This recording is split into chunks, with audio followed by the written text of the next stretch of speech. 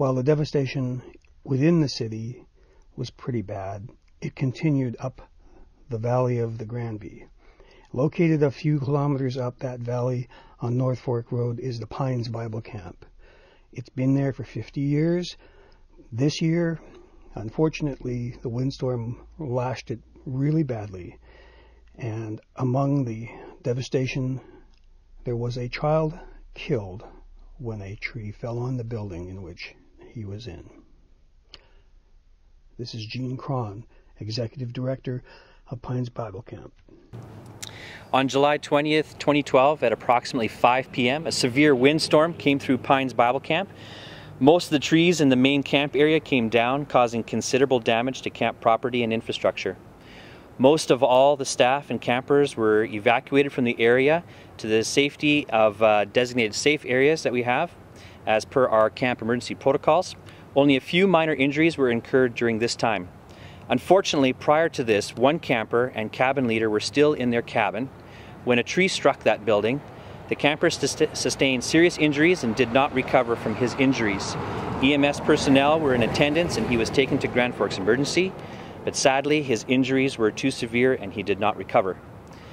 The cabin leader escaped with only minor injuries and showed extreme courage and wisdom. We are so proud of our staff and the manner in which they carried out our evacuation. Our hearts and prayers go out to the family and friends during this time of tragic loss. Words cannot express our deep sorrow and sense of loss. We would ask that you join with us in prayer as we come to terms with the events of yesterday. The camp is currently closed. Subject to safety assessments, we are asking that camp families watch for further updates on our website at pinesbiblecamp.com or on our Facebook page.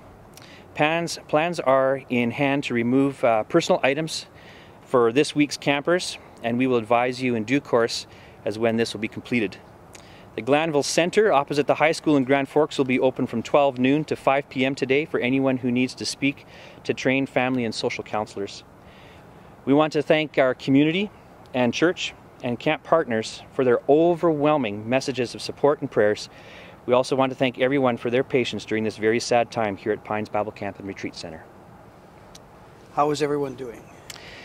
Understandably, this is a tragic time, and people are dealing with it as best as they can at this time. Yeah, counselors have been meeting with people and helping people cope. Okay, I understand it's a little boy from Christina Lake, the deceased. It's a little 11-year-old boy. He has come to camp before. Wonderful little boy. He will be missed. Tragic loss. Okay. So what are the next steps for the camp? What the next steps are? Well, right now we're going to be, unfortunately, we have to close the camp for the season. There is too much damage. It's going to take us a long time to repair it and bring it back up to standard. So right now, currently, we're doing some assessments and taking a look at those kinds of situations, and we'll know over the next few days here what the impact of that is going to be. Okay, and what's the next steps regarding the children? The children have all gone home. Like, we evacuated them yesterday, and they all went home last night. There was only a few of them that stayed here with our staff here at Gospel Chapel, and they've all gone home this morning. And so we have opportunity for anybody who needs counseling to see victim services at the Glanville Center here in Grand Forks. Okay, I understand that there were some other children who were injured? There were some other minor injuries, cuts and scrapes, that kind of thing, but nothing major.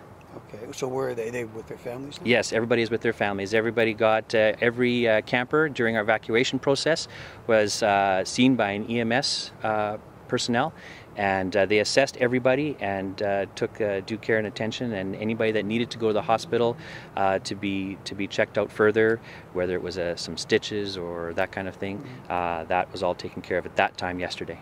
Pines Bible Camp, how long has it been in operation? Pines Bible Camp has been around since 1963. We'll actually be celebrating our 50th anniversary next year. We have been serving campers from all over the Kootenays and Okanagan. We have about every summer we have about 1,400 campers that come to the camp from areas from the Fraser Valley all the way through Creston, Cranbrook, and all parts of the Okanagan.